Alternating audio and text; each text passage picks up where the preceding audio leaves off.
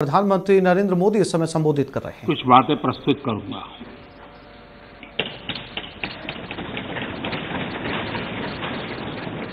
राष्ट्रपति जी का भाषण भारत के 130 करोड़ नागरिकों की संकल्प शक्ति का परिचायक है। विकट और विपरीत काल में भी यह देश किस प्रकार से अपना रास्ता चुनता है, रास्ता तय करता है और रास्ते पर अचीव करता हुआ आगे बढ़ता है, ये सारी बातें विस्तार से राष्ट्रपति जी ने अपने अभिभाषण में कही है। उनका एक एक शब्द देशवासियों में एक नया विश्वास पैदा करने वाला है और हर किसी के दिल में देश के लिए कुछ करने की प्रेरणा जगाने वाला है। और इसलिए हम उनका जितना आभार व्यक्त करें उतना कम है। इस सदन में भी 15 घंटे से ज्यादा चर्चा हुई है। रात को 12-12 बजे तक हमारे सभी माननीय सांसदों ने इस चेतना को जगाए रखा है, चर्चा को जीवंत बनाया है, अधिक शार्पन किया है। इस चर्चा में भाग लेने वाले सभी माननीय सदस्यों का मैं हृदय से आभार व्यक्त करता हूं। मैं विशेष रूप से हमारी महिला सांसदों का आभार व्यक्त करना चाहता हूं, क्योंकि इस चर्चा में उनकी भागीदारी भी ज्यादा थी, विचारों की धार भी थी,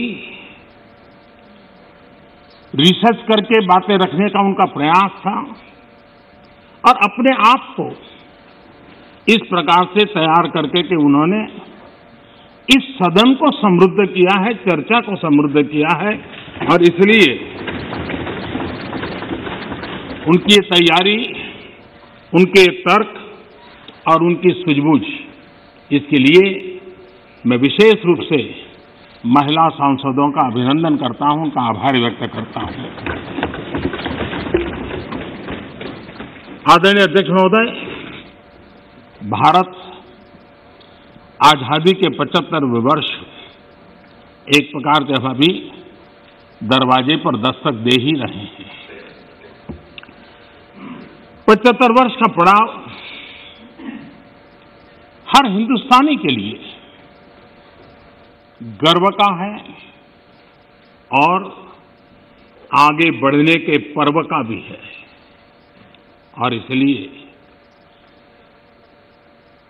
समाज व्यवस्था में हम कहीं पर भी हो, देश के किसी भी कोने में हो, सामाजिक आर्थिक व्यवस्था में हमारा स्थान कहीं पर भी हो, लेकिन हम सब ने मिलकर के आजादी के इस पर्व से एक नई प्रेरणा प्राप्त करके, नए संकल्प लेकर के 2047 जब देश आजादी के 100 साल मनाएगा, हम उस 100 साल की भारत की आजादी की यात्रा के 25 साल हमारे सामने हैं। उन 25 साल को हम देश को कहां ले जाना है, दुनिया में इस देश की मौजूदगी कहां करनी है, ये संकल्प हर देशवासी के दिल में हो। ये वातावरण बनाने का काम इस परिसर का है, इस पवित्र धरती का है, इस पंचायत का है। आदरणीय अध्यक्ष जी, देश जब आजाद हुए और जो आखिरी ब्रिटिश कमांडर थे वो यहां से जब गए तो आखिर में वो यही कहते रहते थे कि भारत कई देशों का महाद्वीप है, भारत कई देशों का महाद्वीप है और कोई भी इसे एक राष्ट्र कभी नहीं बना पाएगा। ये घोषणाएं हुई थी, लेकिन भारतवासियों ने इस आशंका को तोड़ा जिनके मन में एक प्रकार के शक थे उसको समाप्त कर दिया और हम हमारी अपनी जिजीविषा, अपनी सांस्कृतिक एकता, हमारी परंपरा आज विश्व के सामने एक राष्ट्र के रूप में खड़े हैं और विश्व के लिए आशा का किरण बन करके खड़े हुए हैं। ये 75 साल की हमारी यात्रा में हमने पाया। कुछ लोग ये कहते थे कि India was a miracle democracy. ये भ्रम भी हमने तोड़ा है। लोकतंत्र की हमारी रगों में, हमारे सांस में किस प्रकार से बुना हुआ है। हमारी हर सोच, हर पहल, हर प्रयास लोकतंत्र की भावना से भरा हुआ रहता है। इस बात को हमने अनेक चुनाव आए, अनेक सत्ता परिवर्तन आए, बड़ी आसानी से सत्ता परिवर्तन आए और परिवर्तित सत्ता व्यवस्था को भी सबने हृदय से स्वीकार करके आगे बढ़ाया। 75 साल का ये क्रम रहा है और इसलिए लोकतांत्रिक मूल्यों के लिए और हम विविधताओं से भरे हुए देश हैं। सैकड़ों भाषाएं, हजारों बोलियां, भांति भांति का पहनाव, क्या कुछ नहीं है विविधताओं से भरा हुआ। उसके बावजूद भी हमने एक लक्ष्य, एक राह ये करके दिखाया है। आज जब हम भारत की बात करते हैं तो स्वाभाविक रूप से स्वामी विवेकानंद जी ने एक जो बात कही थी उसको मैं जरूर स्मरण करना चाहूंगा। विवेकानंद जी ने कहा था, every nation has a message to deliver, every nation has a message to deliver, a mission to fulfil, a destiny to reach. यानी हर राष्ट्र के पास एक संदेश होता है जो उसे पहुंचाना होता है। हर राष्ट्र का एक मिशन होता है जो उसे हासिल करना होता है। हर राष्ट्र के एक नियति होती है जिसको वह प्राप्त होता है। कोरोना के दरमियान भारत ने जिस प्रकार से अपने आप को संभाला और दुनिया को संभलने में मदद की, एक प्रकार से टर्निंग पॉइंट है। जिस भावनाओं को लेकर के, जिस संस्कार को लेकर के वेद से विवेकानंद तक हम पले बढ़े हैं वो है सर्वे भवन्तु सुखिनः। ये सर्वे भवन्तु सुखिनः, सर्वे सन्तु निरामया, ये कोरोना कालखंड में भारत ने इसको करके दिखाया है और भारत ने एक आत्मनिर्भर भारत के रूप में जिस प्रकार से एक के बाद एक ठोस कदम उठाए हैं और जन सामान्य ने उठाए हैं। लेकिन हम उन दिनों को याद करें कि जब दूसरा विश्व युद्ध समाप्त हुआ था, दो विश्व युद्ध ने दुनिया को झकझोर दिया था। मानव जात, मानव मूल्य संकट के घेरे में थे, निराशा छाई हुई थी और सेकेंड वर्ल्ड वॉर के बाद पोस्ट वर्ल्ड वॉर एक दुनिया में एक नया ऑर्डर, न्यू वर्ल्ड ऑर्डर उसने आकार लिया। शांति के मार्ग पर चलने के शपथ हुए। सैन्य नहीं सहयोग, इस मंत्र को लेकर के दुनिया के अंदर विचार प्रबल होते गए। यूएन का निर्माण हुआ, इंस्टीट्यूशंस बनी, भांति भांति के मैकेनिज्म तैयार हुए ताकि विश्व को पोस्ट वर्ल्ड वॉर के बाद एक सुचारू ढंग से शांति की दिशा में ले जाया जाए। लेकिन अनुभव कुछ और निकला। अनुभव ये निकला कि दुनिया में शांति की बात हर कोई करने लगा। पोस्ट वर्ल्ड वॉर शांति की बातों के बीच भी हर कोई जिसकी ताकत थी अपनी सैन्य शक्ति बढ़ाने लगा। वर्ल्ड वॉर के पहले दुनिया के पास जो सैन्य शक्ति थी, यूएन के बाद वो सैन्य शक्ति अनेक गुना बढ़ गई। छोटे मोटे देश भी सैन्य शक्ति की स्पर्धा में आने लग गए। शांति की चर्चा बहुत हुई, लेकिन हकीकत इस बात विश्व को स्वीकार करना होगा कि सैन्य शक्ति की तरफ बड़ी बड़ी ताकतें और पुरजोश चल पड़ी।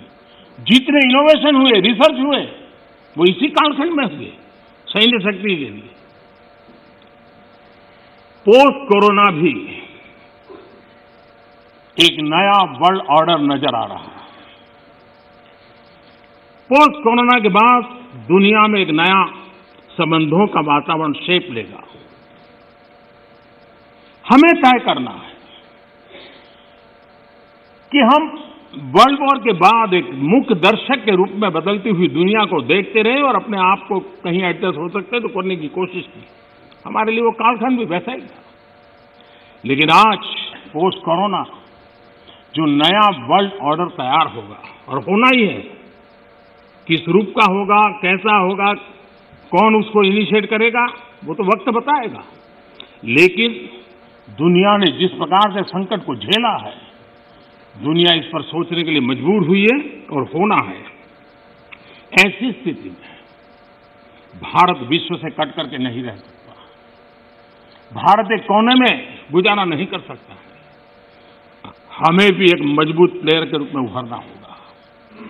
लेकिन सिर्फ जनसंख्या के आधार पर हम दुनिया में अपनी मजबूती का दावा नहीं कर पाएंगे। वो एक ताकत है, लेकिन इतनी ताकत मात्र से नहीं चलता है। नए वर्ल्ड ऑर्डर में भारत को अपनी जगह बनाने के लिए भारत को सशक्त होना पड़ेगा, समर्थ होना पड़ेगा, और उसका रास्ता है आत्मनिर्भर भारत। आज फार्मेसी में हम आत्मनिर्भर हैं, हम दुनिया के कल्याण के काम आते हैं।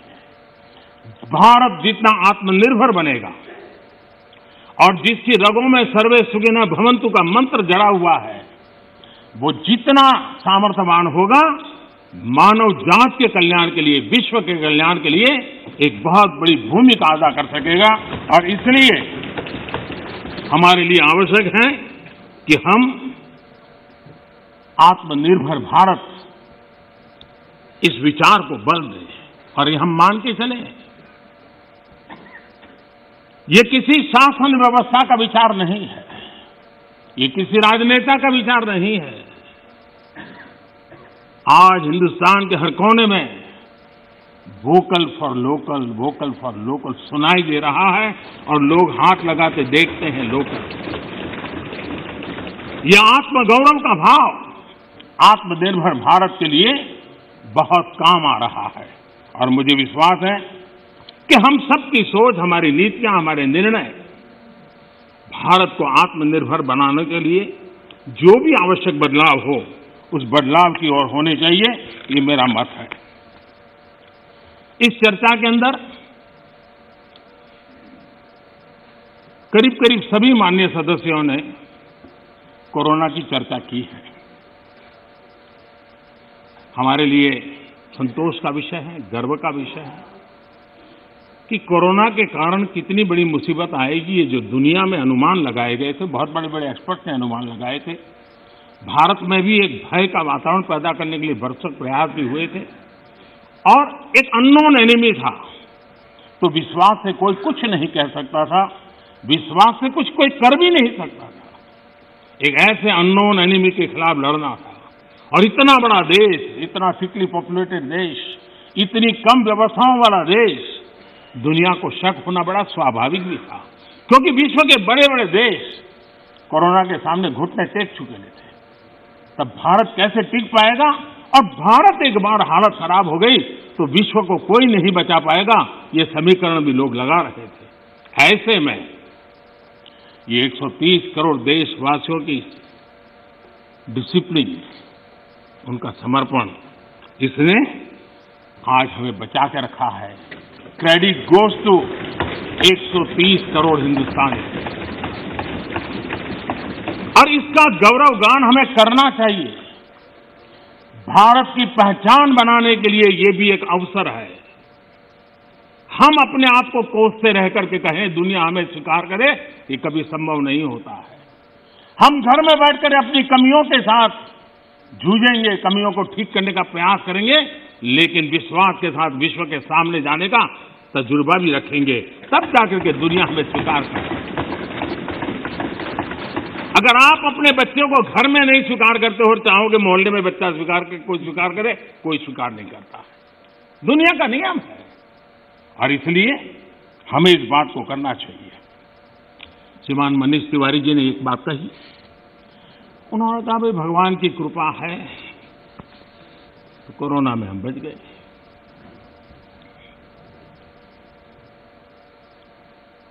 मैं इस बात से जरूर कुछ कहना चाहूंगा। ये भगवान की ही कृपा है जिसके कारण दुनिया इतनी बड़ी हिल गई, हम बच गए। भगवान की कृपा, क्योंकि वो डॉक्टर, वो नर्स भगवान का रूप बन के आए। क्योंकि वो डॉक्टर, वो नर्स अपने छोटे छोटे बच्चों को शाम को घर लौटूंगा कह करके जाते थे, 15-15 दिन तक लौट नहीं सकते थे, वो भगवान का रूप लेकर के आए।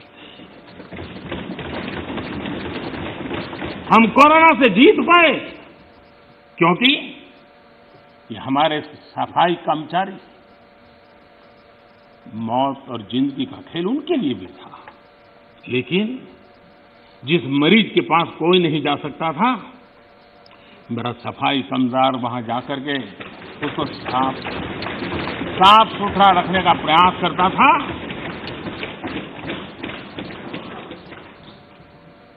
भगवान का रूप ये सफाई कामदार के रूप में आया था। कोई एम्बुलेंस चलाने वाला ड्राइवर पढ़ा लिखा नहीं था, उसे पता था मैं जिसको लेके जा रहा हूं कोरोना पॉजिटिव है। वो एम्बुलेंस का ड्राइवर भगवान के रूप में आया था हजारों जिंदगी, और इसलिए भगवान का रूप ही था जिसने हमें बचाया है। लेकिन भगवान अलग अलग रूप में आया था, और जितनी हम उनकी प्रशंसा करेंगे, जितना हम गौरवगान करेंगे, देश की सफलता का जितना गौरवगान करेंगे, हमारे भीतर भी एक नई ताकत पैदा होगी। कई कारणों से जिन लोगों के भीतर निराशा फैल चुकी है, उनको भी मैं कहता हूं कि कुछ पल के लिए 130 करोड़ देशवासियों के इस पराक्रम को याद कीजिए, आपके अंदर भी ऊर्जा आ जाएगा।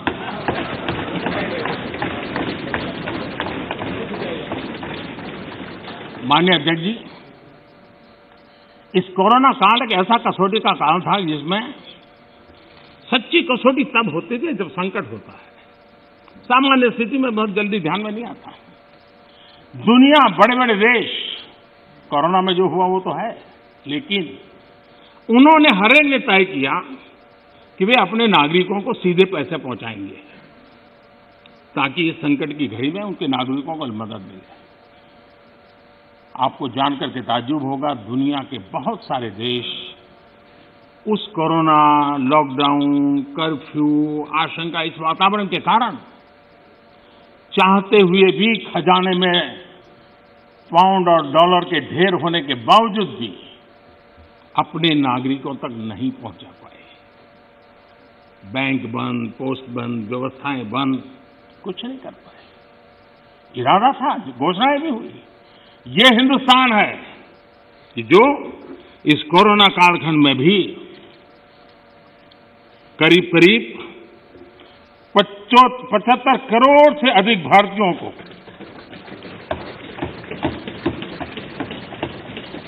राशन पहुंचा सकता है, 8 महीने तक राशन पहुंचा सकता है। यही भारत है जिसने जनधन, आधार और मोबाइल के द्वारा 2 लाख करोड़ रुपया इस कालखंड में लोगों तक पहुंचा दिया। और दुर्भाग्य देखिए, जो आधार, जो मोबाइल, ये जनधन अकाउंट इतना गरीब से काम आया, लेकिन कभी कभी सोचते हैं कि आधार को रोकने के लिए कौन लोग कोर्ट में गए थे, कौन लोग सुप्रीम कोर्ट के दरवाजे खटखटा रहे थे। मैं कभी कभी हैरान हूं, और आज मैं इस बात को बार बार बोलूंगा, अध्यक्ष जी मुझे क्षमा करना।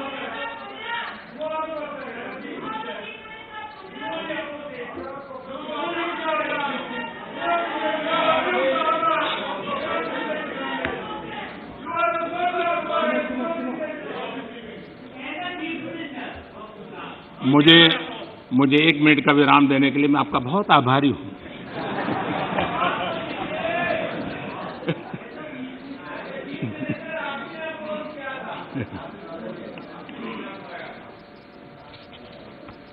इस हसन में कभी कभी अज्ञान भी बड़ी मुसीबत पैदा करता है। मान्य अध्यक्ष जी, ठेले वाले, रेहड़ी पटरी वाले लोग इस कोरोना कालखंड में उनको धन मिले, उनके पैसे मिले, ये उनके लिए किया गया और हम कर पाए। आदरणीय अध्यक्ष जी, हमारी अर्थव्यवस्था इस कालखंड में भी हमने रिफॉर्म का सिलसिला जारी रखा, और हम इस इरादे से चले कि भारत जैसे अर्थव्यवस्था को उबारने के लिए, बाहर लाने के लिए हमने कुछ महत्वपूर्ण कदम उठाने पड़ेंगे। और आपने देखा होगा, डे 1 से अनेक विधि से रिफॉर्म के कदम हमने उठाए, और इसका परिणाम है आज ट्रैक्टर हो, गाड़ियां हो, उसका रिकॉर्ड सेल हो रहा है। आज जीएसटी का कलेक्शन एवर हाईएस्ट हुआ है। ये सारे आंकड़े हमारी अर्थव्यवस्था में जोश भर रही है। ये दिखाया जा रहा है कि नए जोश के साथ भारत की अर्थव्यवस्था उभर रही है। ये हम दिखता है, और दुनिया के जो लोग हैं उन्होंने ये अनुमान भी लगाया है कि करीब करीब 2 डिजिट वाला ग्रोथ अवश्य होगा। 2 डिजिटल ग्रोथ की संभावनाएं सभी पंडितों ने कही है, और मुझे विश्वास है कि इसके कारण इस संकट के काल से भी, मुसीबतों के बीच से भी देशवासियों की अपेक्षा के अनुसार देश प्रगति करेगा। आदरणीय अध्यक्ष महोदय, इस कोरोना काल में 3 कृषि कानून भी लाए गए। ये कृषि सुधार का सिलसिला बहुत ही आवश्यक है, महत्वपूर्ण है, और वर्षों से जो हमारा कृषि क्षेत्र चुनौतियां महसूस कर रहा है, उसको बाहर लाने के लिए हमने निरंतर प्रयास करना ही होगा, और उस करने की दिशा में हमने एक ईमानदारी से प्रयास किया है। जो भावी चुनौतियां, जिसको कई विद्वानों ने कहा हुआ है, कोई मेरे शब्द नहीं है, कृषि क्षेत्र की इन भावी चुनौतियों को हमने अभी से डील करना पड़ेगा, और उसको करने की दिशा हमने प्रयास किया है। मैं एक देख रहा था कि यहां पर जो चर्चा हुई, और विशेष करके हमारे जो कांग्रेस के साथियों ने चर्चा की, मैं ये तो देख रहा था कि वो इस कानून के कलर पर तो बहुत बहस कर रहे थे। ब्लैक है कि व्हाइट है, ब्लैक है कि व्हाइट है। अच्छा होता उसके कंटेंट पर चर्चा करते, अच्छा होता उसके इंटेंट पे चर्चा करते, ताकि देश के किसानों को भी सही चीज पहुंच सकती थी। और मुझे विश्वास है, दादा ने भी भाषण किया, और मुझे लगता है कि दादा तो बहुत अभ्यास करके आए होंगे, बहुत अच्छी बात बताएंगे, लेकिन वो ज्यादातर प्रधानमंत्री और उनके साथी बंगाल में यात्रा क्यों कर रहे हैं, कैसे कर रहे हैं, कहाँ जा रहे हैं, उसी में लगे रहे। तो दादा के ज्ञान से हम इस बार वंचित रह गए। खैर, चुनाव के बाद अगर आपके पास मौका होगा तो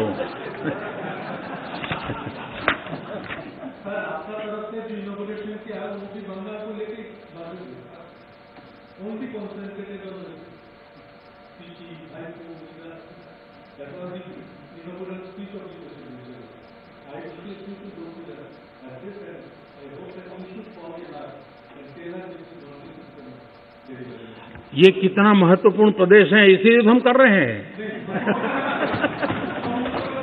हाँ, आप लोगों ने इसको इतना पीछे छोड़ दिया, हम तो इसको प्रमुखता देना चाहते हैं।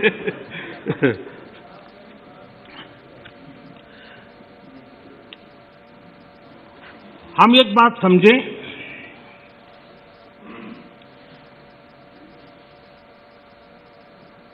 जहां तक आंदोलन का सवाल है, दिल्ली के बाहर हमारे जो किसान भाई बहन बैठे हैं, जो भी गलत धारणाएं बनाई गई, जो अफवाहें फैला गई, उसके शिकार हुए हैं। लेकिन मेरा पूरा भाषण बोलने के बाद सब कीजिए, आपको मौका मिला था।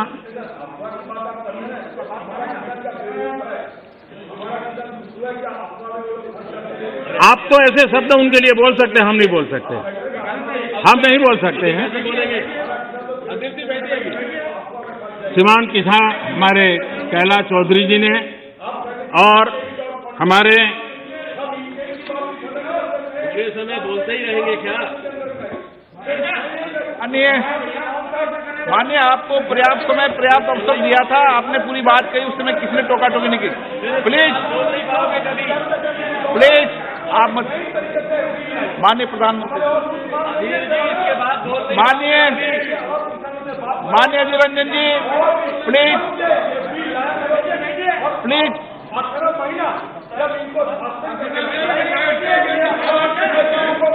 माननीय Niranjan ji, please please please please please please please.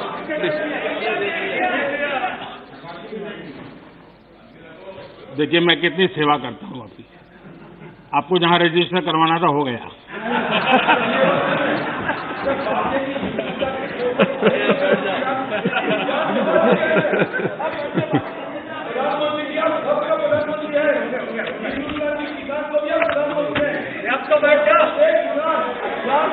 माननीय अध्यक्ष जी,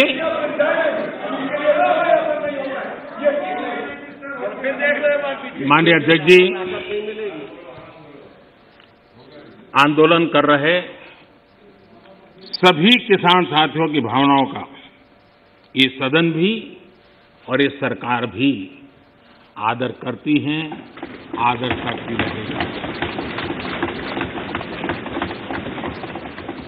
और इसीलिए सरकार के वरिष्ठ मंत्री, जब ये आंदोलन पंजाब में था तब भी और बाद में भी, लगातार उनसे वार्ता कर रहे हैं, किसानों के प्रति सम्मान भाव के साथ कर रहे हैं, आदर भाव के साथ कर रहे हैं।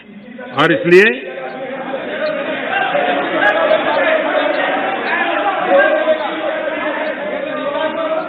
आपने 30 मिनट, 1 मिनट,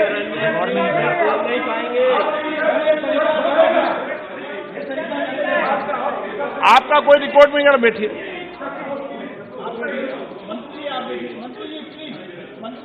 अधीर बाबू, कुछ कहना है तो और।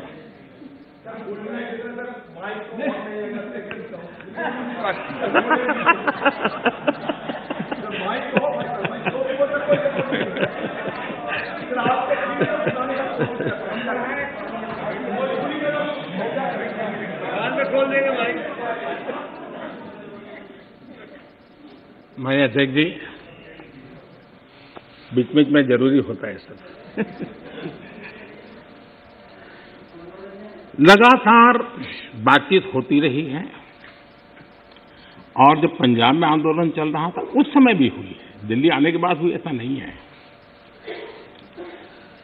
बातचीत में किसानों की शंकाएं क्या है वो ढूंढने का भी भरपूर प्रयास किया गया। उनसे लगातार कहा गया कि भाई अपन एक एक मुद्दे पर चर्चा करें, और नरेंद्र सिंह जी तोमर ने इस विषय में विस्तार से बताया भी है राज्यसभा में। तो क्लोज बाय क्लोज चर्चा करने के लिए भी कहा, और हम मानते हैं कि अगर इसमें कोई कमी हो और सचमुच में किसान का नुकसान करते हैं, उसमें बदल करने में क्या जाता है जी।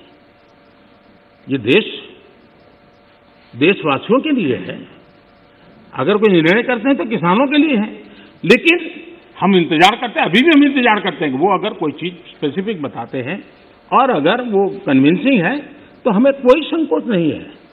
और इसीलिए हम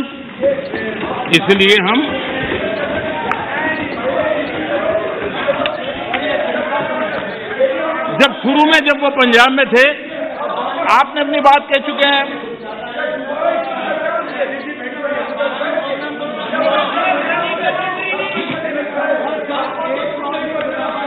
एक मिनट बोल दिया ना, नहीं ऐसा ठीक नहीं है। आपको पर्याप्त समय पर्याप्त अवसर मैंने दिया था, किसी ने टोका टोकी नहीं की थी। नहीं माननीय सुरेश जी प्लीज बैठिए, प्लीज। नो, ये तरीका नहीं है, नहीं, no.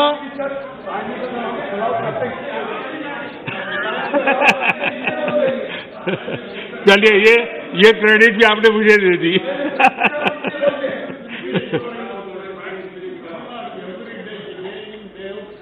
Mister Balu please, please.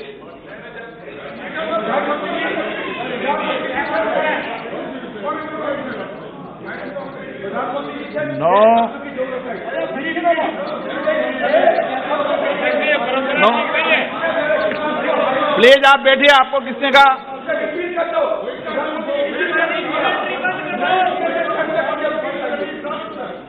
PR Balu ji please, please please please, आपको मैं पर्याप्त समय पर्याप्त अवसर देता हूं, प्लीज प्लीज सिट डाउन।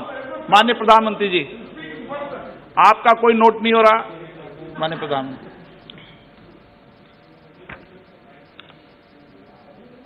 ये ऑर्डिनेंस के द्वारा ही तीनों कानून लागू किए गए थे, बाद में पार्लियामेंट में भी पारित हुए। कानून लागू होने के बाद न देश में कोई मंडी बंद हुई है, कानून लागू होने के बाद न कहीं एमएसपी बंद हुआ है।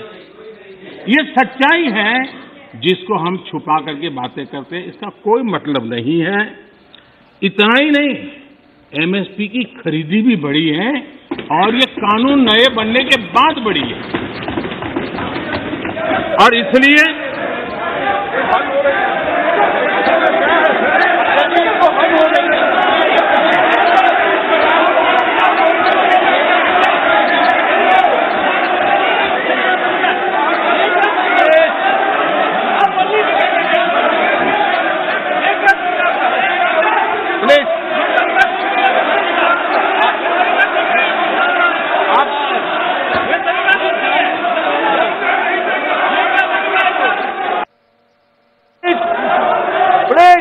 अभिनंदन जी प्लीज एक मिनट बैठिए, बैठिए बैठिए बैठिए, आसन पे बैठिए। माननीय सदस्यगण, मैंने इस विषय पर आपको सभी माननीय सदस्यों को पर्याप्त समय पर्याप्त अवसर दिया था। जब कोई भी प्रतिपक्ष का माननीय नेता या सदस्य बोलता था तो मैंने सभी से कहा कि सब बात ध्यान से सुने, किसी को टोका टोकी नहीं करे। और रात्रि को 1 बजे। तो आप देख रहे हैं प्रधानमंत्री का